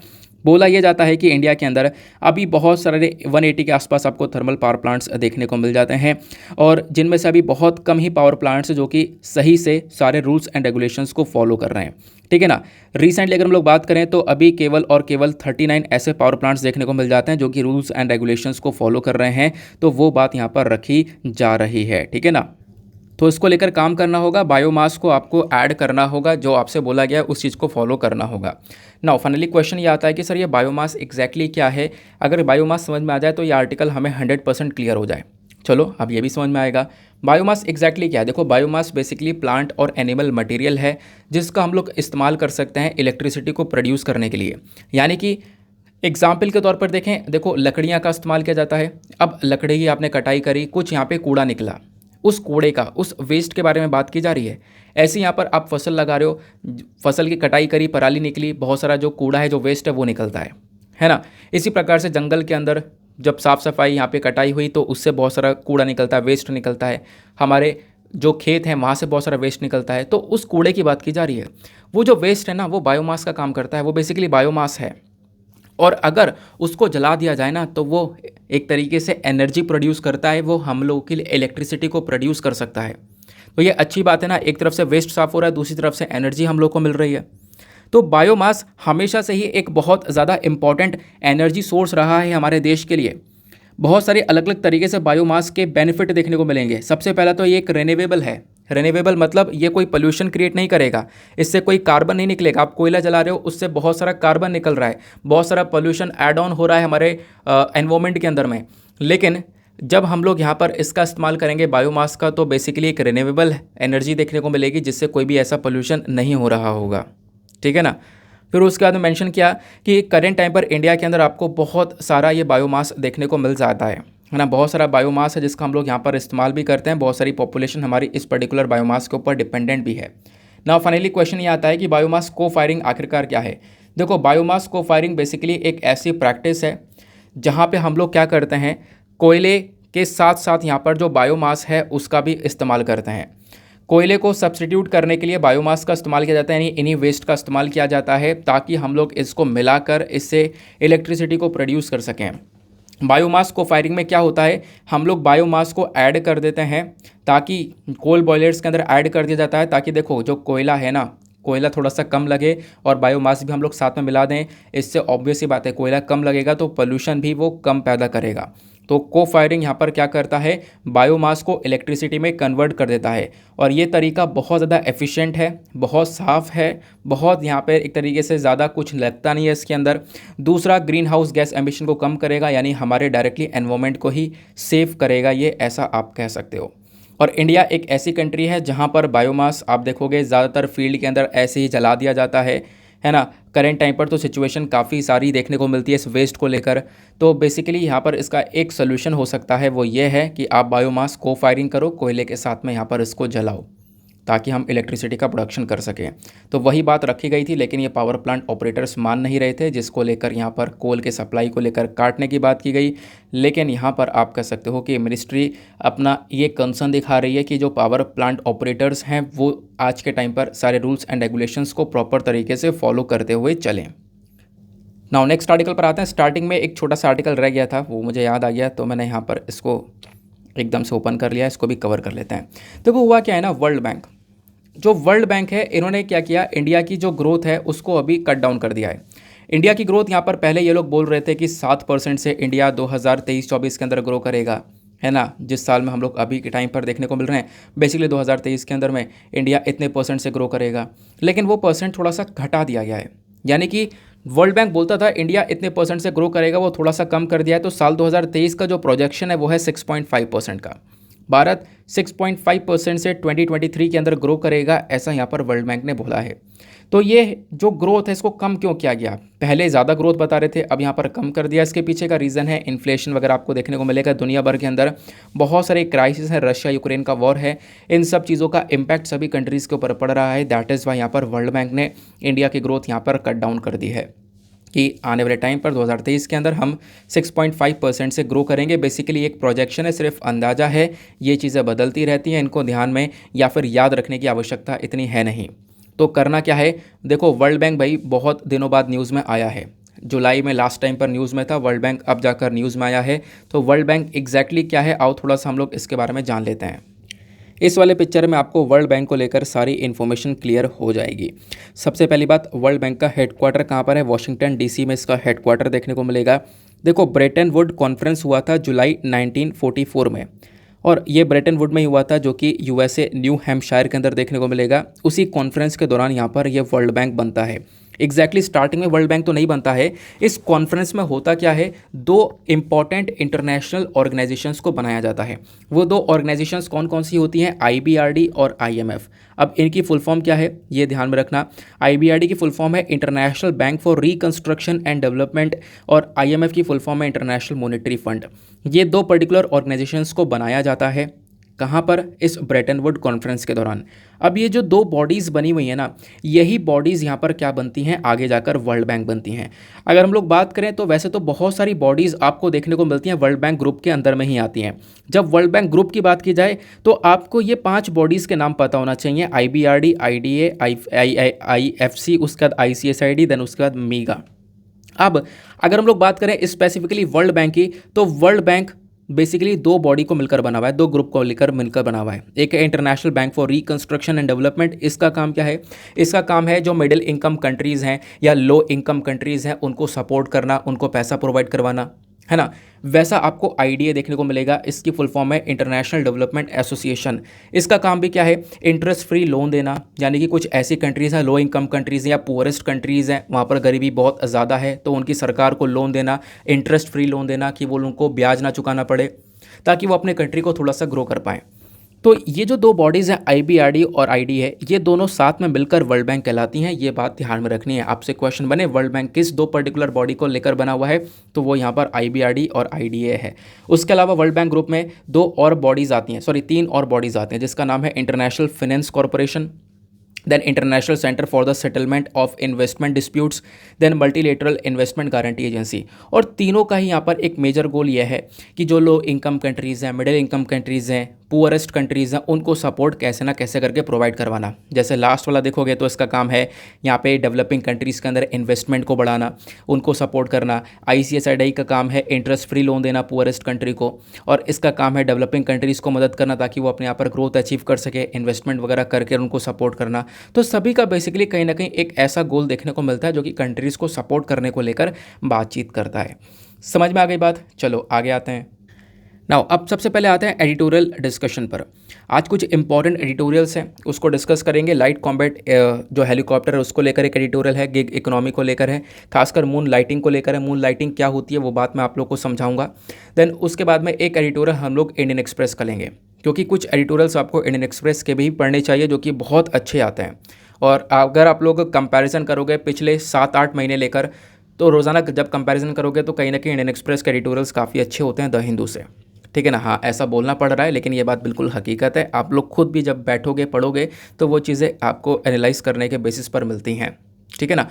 तो इस वजह से मैं आपके लिए कुछ एडिटोरियल्स इंडियन एक्सप्रेस के भी इंक्लूड कर देता हूँ। ठीक है ना। और एक बात ध्यान रखना, जो आपका शाम वाला वीडियो होता है ना, उसके अंदर मैंने प्रीलिम्स क्रैकर वाली सीरीज़ वापस से स्टार्ट करी है। उसमें प्रीलिम्स के क्वेश्चन हम लोग एमसीक्यूज़ का डिस्कशन कर रहे हैं। तो अभी आप लोग इस वीडियो को फॉलो करो, फिर शाम को हम लोग एमसीक्यूज़ फॉलो करेंगे, एमसीक्यूज़ को यहाँ पर डिस्कस करेंगे जो प्रीलिम्स में पूछे जा सकते हैं, एडवांस लेवल के क्वेश्चन, उसको हम लोग कवर करेंगे। तो शाम को वहाँ पे ज़रूर अटेंड होना। बाकी कल से जो आपका ये द हिंदू का वीडियो होगा उसको थोड़ा सा और हम लोग इंक्रीज़ करेंगे, थोड़ा सा लेंथ और ज़्यादा बढ़ेगा, क्योंकि हम लोग इसमें इंडियन एक्सप्रेस का एक्सप्लेनर सेक्शन को प्लस कुछ और मटेरियल्स को ऐड करेंगे, ताकि इस वीडियो का जो एक तरीके से क्वालिटी है उसको और इम्प्रूव किया जा सके, और भी जो अदर सोर्सेज है जहाँ से क्वेश्चन बनते हैं उसको भी यहाँ पे साथ ही साथ में कवर किया जा सके। क्योंकि आपको ही पता है द हिंदू इनफ नहीं है, लेकिन इसके साथ साथ जो मैं सोर्सेज इंक्लूड करूँगा उसके बाद ये इनफ हो जाएगा। हाँ, इतनी बड़ी बात बोल रहा हूँ, इनफ हो जाएगा।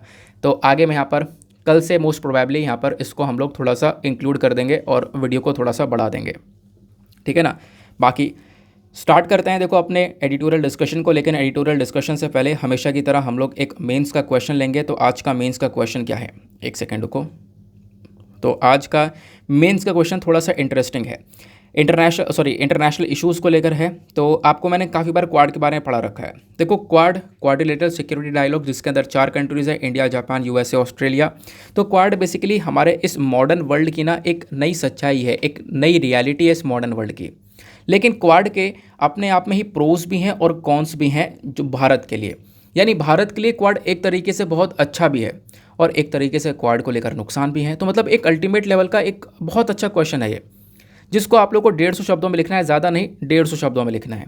क्वाड के प्रोज और कॉन्स भारत के लिए क्या हो सकते हैं, इसके बारे में आपको एक आंसर लिखना है। लिखने के बाद में कहाँ पे सबमिट करना है, टेलीग्राम पर जाना, सर्च बॉक्स में टाइप करना Deepak Yadav education mains answer writing, full form लिखना, आपको वो चैनल मिलेगा। लगभग 33,000 के आसपास लोग जुड़े हुए हैं और एक दूसरे के आंसर्स को लिख रहे हैं, मतलब एक दूसरे के आंसर्स को रिव्यू कर रहे हैं और अपने आंसर्स ऑब्वियस ही बात लिख रहे हैं। तो आपको भी क्या करना है, अपना आंसर लिखने के बाद में सबमिट करना है और एक छोटा सा काम करना है।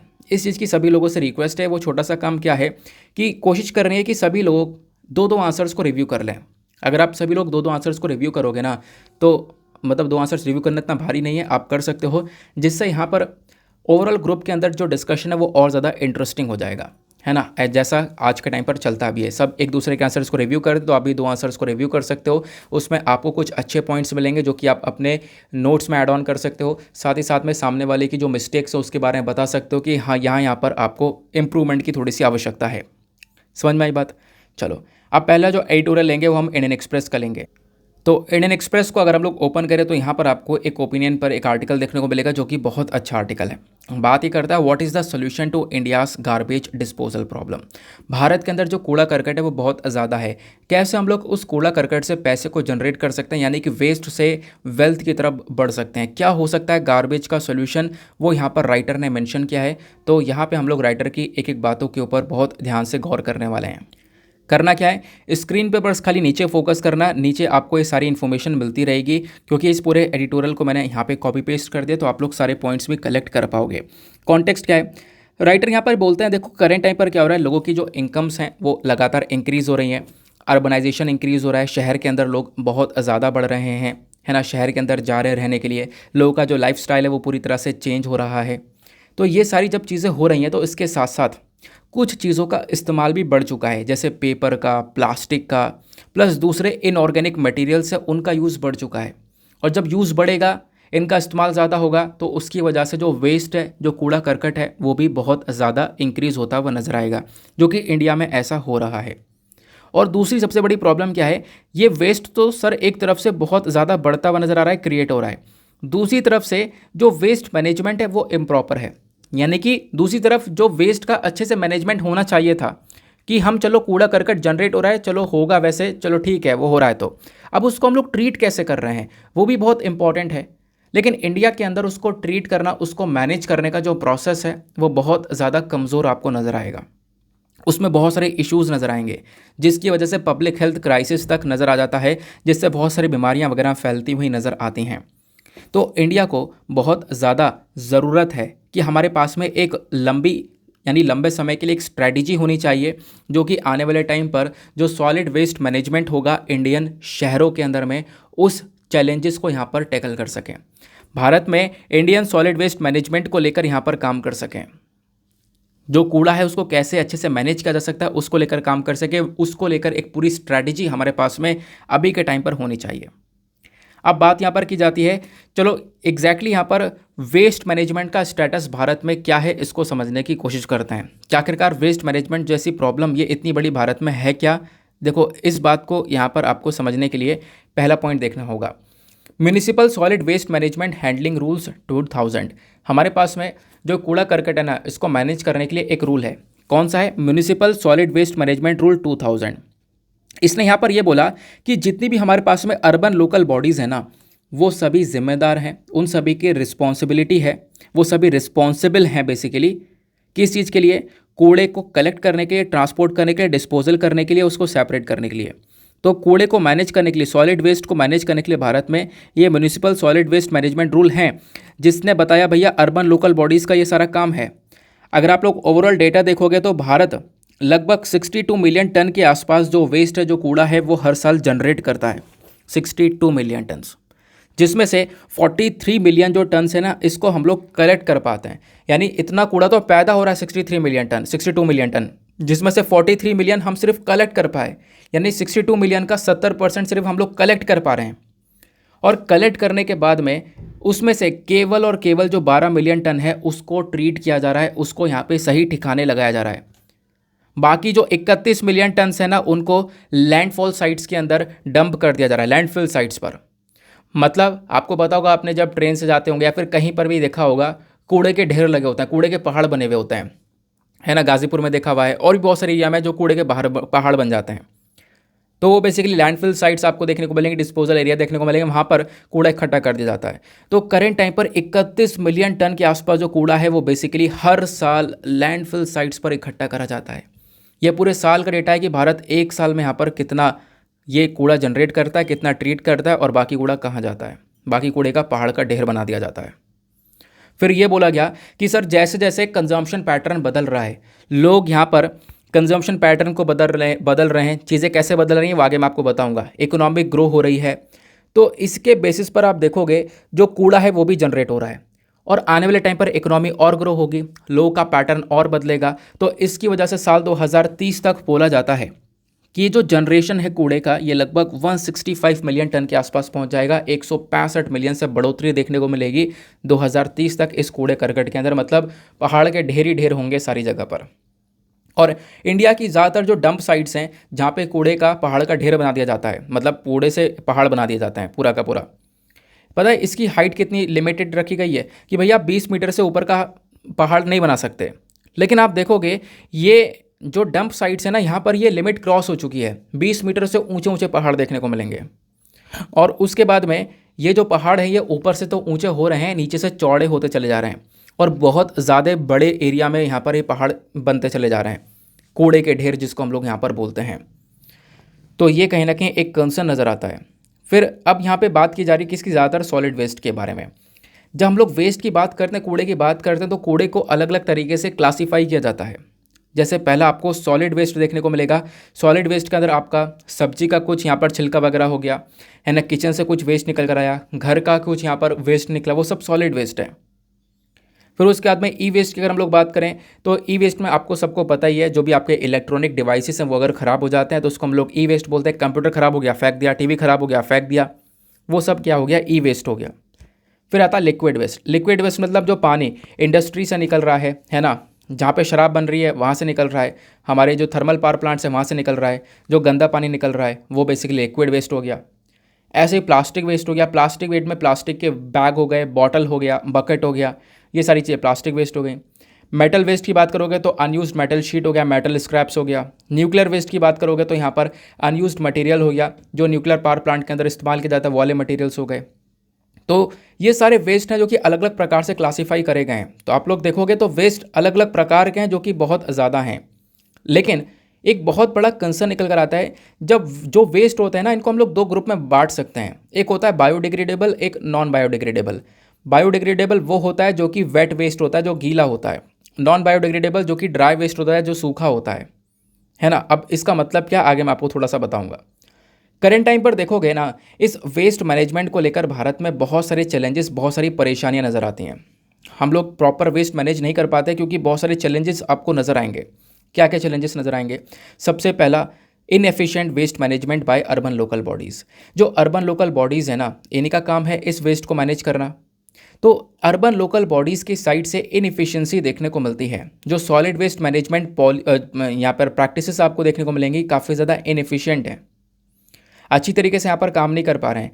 म्यूनिसिपैलिटीज़ जो बॉडीज़ आपको देखने को मिल रही हैं, ये स्टेट गवर्नमेंट के अंदर में आती हैं। यहाँ पर ज़्यादातर स्टाफ बहुत ज़्यादा कम है। अब स्टाफ कम होगा तो कौन यहाँ पर वेस्ट को, कूड़े को सही ठिकाने पर लगाएगा, जब स्टाफ यहाँ पर है ही नहीं। फिर ज़्यादातर यहाँ पर जो बजट्स है ना, वो यहाँ पर यूटिलाइज़ किया जाता है वेस्ट डंपिंग प्रैक्टिसेस के अंदर में, यानी कि कैसे हम लोग को कूड़े का ढेर बना देना है एक तरीके से। ज़्यादातर वहीं पर एक तरीके से आप कह सकते हो पैसा खर्च हो रहा है और ज़्यादातर कूड़ा एक तरीके से ढेर में इकट्ठा कर दिया जाता है। फिर उसके बाद में बहुत सारे जो म्यूनिसिपल बॉडीज़ है वो क्या करती हैं, प्राइवेट कॉन्ट्रैक्टर्स को हायर कर लेती हैं। और वो प्राइवेट कॉन्ट्रैक्टर क्या करता है, अपने काम का जो भी सामान मिला, उस कूड़े में से जो भी यहाँ पर काम का सामान मिला, जहाँ से वो प्रॉफिट अर्न कर सकता है, जहाँ से उस पर उसका फ़ायदा हो सकता है, उसको यूज़ कर लेगा, बाकी सारा वो फेंक देगा, है ना। तो ये भी सिचुएशन देखने को मिलती है। तो ये कहीं ना कहीं कुछ चैलेंजेस नज़र आते हैं वेस्ट को मैनेज करने को लेकर। दूसरा बहुत बड़ा चैलेंज है वो है lack of segregation of waste. ये हम लोग भी करते हैं।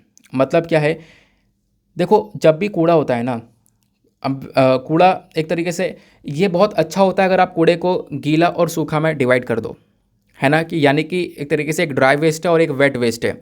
आप दोनों को अगर अलग अलग इकट्ठा करते हो, एक तरफ ड्राई वेस्ट और एक तरफ वेट वेस्ट, तो वो बहुत अच्छी चीज़ है। लेकिन करेंट टाइम पर क्या है, आप देखते होंगे घर पे जो कचरे वाला आता है ना, तो आप लोग देखते होंगे कि वो जो लोग हैं ना, जब वो लोग खुद आज के टाइम पर सारे वेस्ट को, सारे कूड़े को मिला देते हैं, गीला सूखा सारा कूड़ा मिल जाता है, जो कि अपने आप में प्रॉब्लम क्रिएट करता है।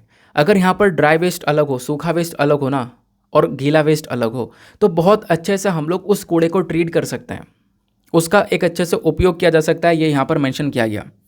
लेकिन ऐसा हम लोग यहाँ पर करते नहीं, हम लोग घर में ही सारा कूड़ा मिक्स कर देते हैं, है ना। तो वो बात यहाँ पर मेंशन की जाती है, जिससे यहाँ पर हार्मफुल गैसेस निकलती हैं एटमॉस्फेयर के अंदर, जब गीला सूखा सब आपस में मिल जाता है। तो ये भी एक दिक्कत वाली बात है। तीसरा चैलेंज देखने को मिलेगा अनसस्टेनेबल पैकेजिंग। यानी कि देखो, पैकेजिंग का मतलब यहाँ पर यह है कि करेंट टाइम पर ऑनलाइन शॉपिंग का ज़माना बहुत ज़्यादा है। हम लोग जो भी सामान मंगाना होता है अमेज़ॉन से, फ्लिपकार्ट से ऑर्डर कर लेते हैं, ज़्यादातर मोस्टली लोग यहाँ पर करते हैं। अब होता यह है कि उन्होंने इस प्रकार से पैकेजिंग कर दी है कि वो छोटे से छोटा सामान बड़े से डब्बे में करके दे देते हैं, और उस बड़े से डब्बे में इतना प्लास्टिक भरा होता है, इतना कूड़ा भरा होता है कि पूछो मत, है ना। उसमें से सामान कितना निकलता है, ज़रा सा निकलता है। हालांकि वो लोग अपनी साइड से अच्छा सोच रहे हैं कि सामान जो है कंज्यूमर को सही मिल पाए, है ना, उसका सामान कोई एक तरीके से टूट फूट ना हो। लेकिन यहाँ पर आप देखोगे जो ओवरऑल वेस्ट है, जो कूड़ा है, वो तो जनरेट हो रहा है ना। तो वो बात यहाँ पर रखी जाती है। तो ये आपको पैकेजिंग के अंदर कुछ इश्यूज़ नज़र आएंगे। फिर एक और चैलेंज निकल कर आता है, वो है rural urban conflict. Rural urban conflict का मतलब है जो गांव वाले और शहर वाले एरिया हैं, इनमें आपस में लड़ाई हो जाना। होता क्या है, शहरों के अंदर लोगों ने खूब सारा कूड़ा इकट्ठा किया, खूब सारा कूड़ा फेंका। फिर होता क्या है कि वो सारा कूड़ा निकाल करना शहर के आउटस्कर्ट्स में, यानी शहर से थोड़ा सा बाहरी वाला एरिया है ना, वहाँ पे ले जाके फेंक दिया जाता है। वो आउटस्कर्ट वाला एरिया बेसिकली गांव वाले एरिया में आता है। अब गांव वाले एरिया, अब उस एरिया के आसपास कोई जो लोग रह रहे हैं ना, वो यहाँ पर बोलते हैं भाई आप यहाँ पे कूड़े का ढेर क्यों लगा रहे हो, आप कूड़ा इकट्ठा कर रहे हो, उसका ढेर लगा रहे हो हमारे एरिया में, हम लोगों को यहाँ पे प्रॉब्लम होगी, उससे हमारे यहाँ पर हेल्थ प्रॉब्लम्स जनरेट होंगी। तो इस चक्कर में यहाँ पर अर्बन और रूरल कॉन्फ्लिक्ट्स भी देखने को मिल जाते हैं। सिंपल बात हो गई। देन उसके बाद में राइटर क्या मेंशन करते हैं कि what should be the way forward. आखिरकार इस बड़ी सी प्रॉब्लम का सोल्यूशन क्या हो सकता है। पहला सोल्यूशन क्या करना होगा, एक्सटेंडेड प्रोड्यूसर रिस्पॉन्सिबिलिटी के कॉन्सेप्ट को इम्प्लीमेंट करना होगा। हमें ज़रूरत है कि एक्सटेंडेड प्रोड्यूसर रिस्पॉन्सिबिलिटी को हम लोग लेकर आएँ। इसका मतलब क्या है कि देखो, जो भी प्रोडक्ट मैन्युफैक्चरर है, जिसने भी यहाँ पर पर्टिकुलर सामान बनाया, सपोज यहाँ पर प्रोडक्ट नंबर ए है, इसको यहाँ पर प्रोड्यूसर ने बनाया, ये सभी जगह पर यूज़ हो रहा है। अब यूज़ होने के बाद में इसका जो पैकेट वगैरह वो फेंक दिया जा रहा है। तो ये जिम्मेदारी प्रोड्यूसर की ही है कि वो सारे पैकेट ये वापस से कलेक्ट करे, वापस से रिकलेक्ट कर कर उनको रिसाइकिल करे। तो ये जिम्मेदारी प्रोड्यूसर की ही आपको देखने को मिलेगी। तो इस चीज़ के ऊपर थोड़ा सा और जोर दिया जाए, ये यहाँ पे बात की जा रही है। दूसरा, यहाँ पर जो बिहेवियरल चेंज है वो यहाँ पर होना चाहिए वेस्ट एंड वेस्ट पिकर के दौरान, उनके ऊपर। मतलब यह है कि देखोगे जो एक तरीके से कचरे वाले होते हैं, अब कचरा वाला कहना सही नहीं है, जो एक तरीके से कूड़ा लेने आते हैं, आपने देखा होगा जो वेस्ट पिकर्स होते हैं, कूड़ा उठाते हैं, इनको बेसिकली यहाँ पर अलग तरीके से ट्रीट किया जाता है ना, अलग तरीके से यहाँ पर देखा जाता है इनको, जबकि ऐसा होना नहीं चाहिए। आपने देखा होगा एक वीडियो काफ़ी ज़्यादा सोशल मीडिया पे वायरल होता है कि एक इंसान यहाँ पे बोलता है भैया आप कचरे वाले हो, है ना। तो सामने जो भैया होते हैं वो बोलते हैं नहीं, वो ये बोलते हैं कि हाँ मैं कचरे वाला हूँ, लेकिन वो व्यक्ति बोलता है कि नहीं भैया आप कचरे वाले नहीं हो, आप सफाई वाले हो, कचरे वाले हम हैं, हम कचरा करते हैं। तो वो चीज़ यहाँ पर नज़र आती है। तो बेसिकली जो वेस्ट पिकर है ना, उनके प्रति जो रवैया है लोगों का बहुत अलग है। हमें वो चीज़ बदलने की ज़रूरत है। और साथ ही साथ में जो ये वेस्ट पिकर कूड़ा यहाँ पर उठा रहे हैं ना, ये जो लोग हैं, इनको प्रॉपर इंसेंटिव्स देने की आवश्यकता है ना। लोगों को यहाँ पर, इन लोगों को सपोर्ट करने की थोड़ी ज़्यादा आवश्यकता है, वो यहाँ पर मेंशन किया जा रहा है। क्योंकि ऑब्वियस से बात है, कूड़ा वगैरह इकट्ठा कर रहे हैं, इनको भी यहाँ पर हेल्थ को लेकर काफ़ी ज़्यादा रिस्क है, इनको भी यहाँ पर एक सपोर्ट मिलना चाहिए। दूसरा यहाँ पर मेंशन किया गया एक और चैलेंज, वो है टेक्नोलॉजी ड्रिवन रिसाइकलिंग। यानी जो सरकार है ना, उसको रिसर्च और डेवलपमेंट को और ज़्यादा इंक्रीज़ करना चाहिए वेस्ट रिसाइकलिंग के मामले में। यूनिवर्सिटीज़ के अंदर इस प्रोग्राम्स को प्रमोट करना चाहिए कि भैया कि हम लोग वेस्ट को कैसे वापस से रिसाइकिल कर सकते हैं, है ना। इसके ऊपर यहाँ पर थोड़ा सा और रिसर्च और डेवलपमेंट को बढ़ावा दिया जाए, ताकि हमारे पास में कुछ नई नई चीज़ें निकल कर आएँ। जैसा एक बार हुआ भी है, एक एग्जाम्पल आप लोग यहाँ पर लिख सकते हो, वो है यहाँ पर त्यागराजर कॉलेज का। जो यहाँ पर ये त्यागराजर कॉलेज ऑफ इंजीनियरिंग है मदुरई के अंदर में, इनको अभी रिसेंटली यहाँ पर एक पेटेंट मिला है। पेटेंट किस चीज़ को मिला है, किस चीज़ को लेकर मिला है कि इन्होंने क्या किया, जो भी वेस्ट प्लास्टिक था, जो भी कूड़े वाली प्लास्टिक थी ना, इससे इन्होंने टाइल्स और ब्लॉक्स बना लिए, और उन टाइल्स और ब्लॉक्स को हम लोग कंस्ट्रक्शन में इस्तेमाल कर सकते हैं।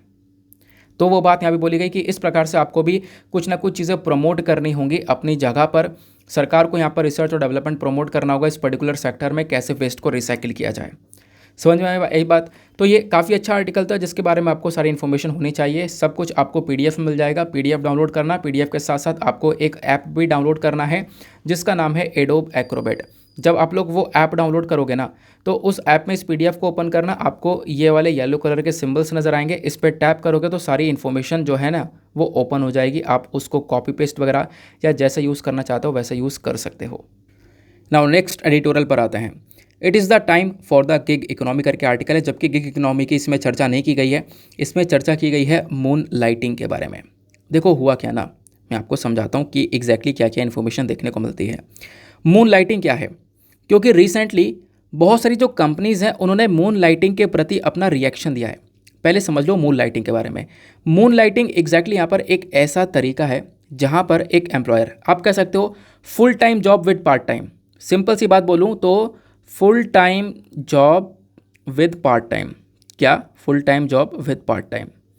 अब इसका मतलब क्या है कि भैया आप एक फुल टाइम जॉब तो कर ही रहे हो, साथ ही साथ में आप एक अलग से पार्ट टाइम जॉब भी कर रहे हो, उसको बोला जाता है मून लाइटिंग। और इसमें दिक्कत क्या है? दिक्कत है कि भैया आप एक कंपनी में जॉब कर रहे हो पहले से ही, आप दूसरा काम भी कर रहे हो, लेकिन उस कंपनी के अंदर एम्प्लॉयर को नहीं पता है, बॉस को आपने नहीं बताया कि हाँ मैं दूसरी जगह भी काम कर रहा हूँ, तो इसको बोला जाता है मून लाइटिंग। अब मून लाइटिंग ये रिसेंटली बहुत ज़्यादा न्यूज़ में आया, जिसकी वजह से अलग अलग कंपनीज ने मून लाइटिंग के प्रति एक्शन लिया। जैसे कि अगस्त के महीने में विप्रो के चेयरमैन ने, जो ऋषाद प्रेम जी है ना, इन्होंने ट्वीट किया, उन्होंने बोला कि ये जो मून लाइटिंग है ना, ये बेसिकली यहाँ पर एक चीटिंग है, एक धोखाधड़ी है जो कि एम्प्लॉय कर रहे हैं, जिसकी चक्कर में लगभग 300 एम्प्लॉय को निकाल भी दिया है ना, विप्रो ने निकाल भी दिया था 300 एम्प्लॉय को, क्योंकि यहाँ पर बोला गया ये मून लाइटिंग कर रहे हैं, यानी कि हमारे यहाँ तो काम कर ही रहे हैं, फुल टाइम जॉब कर रहे हैं, साथ ही साथ दूसरी जगह पार्ट टाइम जॉब भी कर रहे हैं, और इसकी इन्फॉर्मेशन हमारे पास में नहीं है, जिसकी वजह से इनको निकाला गया। हालांकि इनको इन्फोसिस ने, ये तो विप्रो की बात हो गई, फिर दूसरा इन्फोसिस ने भी अभी वार्निंग दे दी है जो भी यहाँ पर मून लाइटिंग कर रहा है, जबकि जैसा आपने देखा विप्रो इन्फोसिस तो यहाँ पर इसके अगेंस्ट में है, लेकिन कुछ कंपनियां हैं जो कि इसको सपोर्ट भी कर रही हैं। फॉर एग्जांपल स्विगी हो गया, स्विगी ने अनाउंसमेंट किया कि जो मून लाइटिंग पॉलिसी है ना, ये बिल्कुल सही है ना, स्विगी का सपोर्ट देखने को मिला। तो आज के टाइम पर मून लाइटिंग को लेकर पूरा का पूरा जो हमारा बिजनेस सेक्टर वो डिवाइड हो चुका है, कुछ लोग यहाँ पर मून लाइटिंग को सपोर्ट कर रहे हैं, कुछ अगेंस्ट में हैं। विप्रो इन्फोसिस ने क्या बोला वो मैंने आपको बताया, दूसरा मैंने आपको बोला स्विगी यहाँ पर इसके सपोर्ट में आया। अब क्वेश्चन यहाँ पर यह है, क्या मून लाइटिंग को लेकर कोई कानून वगैरह है हमारे पास में? कानून क्या बोलता है हमारा? देखो बोला गया है कि मून लाइटिंग के बारे में कहीं पर भी कोई डेफिनेशन है ही नहीं, भारत के अंदर स्टैट्यूट्स में कोई भी ऐसी इन्फॉर्मेशन है ही नहीं कि मून लाइटिंग क्या है क्या नहीं है, कुछ भी यहाँ पर ऐसा नहीं देखने को मिलेगा। लेकिन फिर भी यहाँ पे हमारा कानून एक चीज़ ये बोलता है कि हमारे पास में कुछ एक्ट हैं, जैसे फैक्ट्रीज एक्ट है। फैक्ट्री एक्ट ये बोलता है कि भैया डबल एम्प्लॉयमेंट को ऊपर रिस्ट्रिक्शन लगाया जाएगा, यानी कि डबल एम्प्लॉयमेंट मिला हुआ है, डबल तरीके से काम कर रहे हो, दो जगह पे काम कर रहे हो, तो इसके ऊपर रिस्ट्रिक्शन लगना चाहिए। ऐसा यहाँ पर फैक्ट्रीज एक्ट के अंदर मेंशन किया गया है। सेक्शन 60 जो है ना फैक्ट्री एक्ट के अंदर, वो यही बोलता है, रिस्ट्रिक्शन लगाता है डबल एम्प्लॉयमेंट के ऊपर कि कोई भी एडल्ट वर्कर एक जगह पे काम करे तो दूसरी जगह पर काम नहीं करेगा। तो इस प्रकार से यहाँ पे कुछ एक्ट्स आपको देखने को मिलेंगे, कुछ लॉज देखने को मिलेंगे। अब क्वेश्चन यहाँ पर यह है कि सर अगर मान लो फिर भी कोई मून लाइटिंग करता है तो क्या उसके अगेंस्ट में कोई एक्शन लिया जा सकता है, उसका कोई कोर्ट कचहरी का मुद्दा हो सकता है क्या? तो हाँ देखो यहाँ पर इसके बारे में भी कोई चीज़ बताई गई है। बोला यहाँ पर यह क्या है कि देखो एक सिचुएशन तो यह है कि हाँ एक व्यक्ति मून लाइटिंग कर रहा है, दूसरी जगह पर काम कर रहा है, सब कुछ सही चल रहा है, कोई दिक्कत नहीं है। लेकिन एक सिचुएशन यह है कि मून लाइटिंग वो कर तो रहा है, लेकिन उससे बिजनेस को लॉस हो रहा है, एम्प्लॉयर को लॉस हो रहा है, एम्प्लॉयर की कंपनी के इंटरेस्ट के खिलाफ है, तब यहाँ पर उस व्यक्ति के खिलाफ एक्शन लिया जा सकता है। तो एम्प्लॉय अगर कंपनी के इंटरेस्ट के खिलाफ चले जाएगा तो उस व्यक्ति को पनिशमेंट भी दी जा सकती है, उसका एम्प्लॉयमेंट यानी उसका जो रोज़गार है वो छीना भी जा सकता है, वो यहाँ पर बोला गया। तो एक प्यूनिटिव एक्शन भी है। प्लस जो कोर्ट ऑफ लॉ है ना भारत के अंदर, जो आपको कोर्ट देखने को मिलते हैं जो कि बेसिकली एम्प्लॉयमेंट को लेकर डील करते हैं, रोज़गार को लेकर डील करते हैं, वो है रिट कोर्ट और लेबर कोर्ट। ये जो कोर्ट हैं, ये कोर्ट भी यहाँ पर यही बात बोलते हैं कि देखो अगर जो वैसे ये कोर्ट का ज़्यादातर मुद्दा आपको एम्प्लॉय के फेवर में देखने को मिलेगा, जो लोग काम कर रहे हैं जिनको रोज़गार मिला है उन्हीं के फेवर में देखने को मिलेगा। लेकिन कुछ केसेस ऐसे हैं जहाँ पर नुकसान यहाँ पर कंपनीज़ को बहुत ज़्यादा हो जाता है उन एम्प्लॉयज़ की वजह से। तो बेसिकली यहाँ पर क्या होगा कि देखो एम्प्लॉयर ने क्या कर रखा है, पहले से एग्रीमेंट कर रखा है एम्प्लॉय के साथ में, भाई आप कहीं और काम नहीं करोगे, सब कुछ पहले से तैयार है, ये कंपनी के अगेंस्ट में सब कुछ है, एम्प्लॉयर ने उसको साइन भी कर रखा है। लेकिन अगर फिर भी वो एम्प्लॉय कहीं और पर जाकर काम कर ले, मून लाइटिंग कर ले, तो बेसिकली उसके खिलाफ में यहाँ पर केस दर्ज किया जा सकता है। जो कोर्ट है ना, जो हमारा रेड कोर्ट है, लेबर कोर्ट है, वो उसके अगेंस्ट में जा सकते हैं, वो बात यहाँ पर रखी जा रही है। तो आई होप आपको यहाँ पर क्लियर हो चुका होगा मून लाइटिंग क्या है, कंपनीज कैसे एक्ट कर रही हैं, प्लस मून लाइटिंग को लेकर हमारे पास में लॉज क्या बोलते हैं, प्लस क्या पुनिटिव एक्शंस यहाँ पर लिया जा सकता है। समझ में आ गई बात? नेक्स्ट एडिटोरियल पर आते हैं। अगला एडिटोरियल बात करता है लाइट कॉम्बैट एयरक्राफ्ट के, सॉरी एयरक्राफ्ट बोल रहा हूँ, लाइट कॉम्बैट हेलीकॉप्टर के बारे में। जो लाइट कॉम्बैट हेलीकॉप्टर है ना, अभी रिसेंटली यहाँ पर ये काफ़ी ज़्यादा चर्चा में है, प्रचंड हेलीकॉप्टर। तो प्रचंड हेलीकॉप्टर और इसका इंपॉर्टेंस क्या है वो यहाँ पर समझाया गया। मैं आपको एक पिक्चर के माध्यम से सारी बातें क्लियर कर दूंगा। आप लोग यहाँ पर इस पर्टिकुलर पिक्चर के माध्यम से वो सारी बातें पढ़ सकते हो। देखो हुआ ये कि इंडियन एयरफोर्स ने मंडे में अभी खुद का बनाया हुआ इंडिजीनियसली हम लोगों ने एक लाइट कॉम्बैट हेलीकॉप्टर को बनाया है, जिसको नाम दिया गया है प्रचंड। अब जो ये लाइट कॉम्बैट हेलीकॉप्टर आपको पिक्चर के अंदर नज़र आ रहा है ना, ये हेलीकॉप्टर यहाँ पे बनाया गया, लेकिन इसके अंदर ये इसको इंडिजीनियस बोला जा रहा है, यानी कि भारत ने खुद बनाया है। तो क्या 100% मटेरियल हम लोगों ने अपने ही कंट्री का इस्तेमाल किया है? तो ऐसा नहीं है। 45% हम लोगों ने यहाँ पे अपने कंट्री का माल इस्तेमाल किया है, बाकी यहाँ पर 55% हम लोगों ने बाहर की कंट्री से सामान को इम्पोर्ट किया है। फिर उसके बाद में यहाँ पर इस हेलीकॉप्टर को रेडी किया गया। इसके फीचर्स क्या देखने को मिलेंगे जो कि आज के आर्टिकल में भी मेंशन है। तो 550 किलोमीटर की यहाँ पर इसकी रेंज देखने को मिलती है, 268 किलोमीटर की इसकी एक मैक्सिमम स्पीड है, देन 5000 मीटर्स की ऊंचाई तक ये उड़ सकता है। और ये इसका एक इम्पोर्टेंस भी है, ये हेलीकॉप्टर दुनिया का एक लौता ऐसा हेलीकॉप्टर है जो कि सबसे ज़्यादा ऊंचाई पर उड़ सकता है। इसी वजह से इसको लाइट कॉम्बैट हेलीकॉप्टर बोला गया है। हेलीकॉप्टर जितना हल्का होगा उतनी ऊंचाई तक जाएगा, वैसा आपको ये देखने को मिलेगा। तो इसकी ऊंचाई कितनी है? लगभग 5000 मीटर्स तक की ऊंचाई तक ये हेलीकॉप्टर उड़ सकता है। बाकी इसके डायमेंशंस के बारे में बात ही करी गई है, कितना चौड़ा कितना पतला, वो सारी बातें वो आपको नहीं ध्यान रखना है। इस हेलीकॉप्टर में आपको देखने को मिलेगा बहुत सारी चीज़ें ऐसे मैनेज करी गई हैं कि अगर ये क्रैश भी हो तो ज़्यादा नुकसान ना हो, ना हमारे पायलट को ज़्यादा नुकसान हो, है ना। साथ ही साथ में इसके अंदर NBC डिटेक्टर को भी लगाया गया है, यानी न्यूक्लियर, बायोलॉजिकल और जो केमिकल वेपन्स होते हैं ना, अगर कहीं पर ये वेपन्स होंगे तो उनको ये डिटेक्ट कर पाएगा ताकि उससे इस हेलीकॉप्टर को नुकसान ना हो पाए। हेलीकॉप्टर को एक आर्मर प्रोटेक्शन मिली हुई है, बहुत सारी अलग तरीके से यहाँ पर प्रोटेक्शंस प्रोवाइड करवाई गई हैं। प्लस इसमें बहुत सारे हथियार लगाए गए हैं, जैसे यहाँ पर टर्रेट गन हो गई, air to air missile, rocket pod, helmet mount display system हो गया, electro optical pod for tracking हो गया, SSD वीडियो रिकॉर्डर। ये सारी चीज़ें यहाँ पर आपको एज अ वेपन और सेंसर के तौर पर इसके अंदर इस्तेमाल करती हुई नज़र आएंगी। बाकी यहाँ पर मेंशन किया गया कि जैसे यहाँ पर इस हेलीकॉप्टर को हमारे डिफेंस के अंदर इंक्लूड कर लिया गया, हमारे डिफेंस मिनिस्टर राजनाथ सिंह जी के थ्रू मेंशन किया जाता है, ये जो हेलीकॉप्टर है 5 से 8 टन का 2 इंजन वाला हेलीकॉप्टर है। और ख़ास बात यहाँ पर यह है कि ये सबसे ऊंचाई तक, हाई ऑल्टीट्यूड तक उड़ सकता है। तो पहाड़ी इलाके में भी हम लोग इस हेलीकॉप्टर को बिना झिझक के बहुत आराम से चला सकते हैं, इसको ऑपरेट कर सकते हैं। सिंपल बात हो गई। तो ये लाइट कॉम्बैट हेलीकॉप्टर प्रचंड के बारे में सारी इन्फॉर्मेशन आपके पास में आ जाती है। बाकी एक छोटा सा आर्टिकल आपको और यहाँ पर देखने को मिलेगा।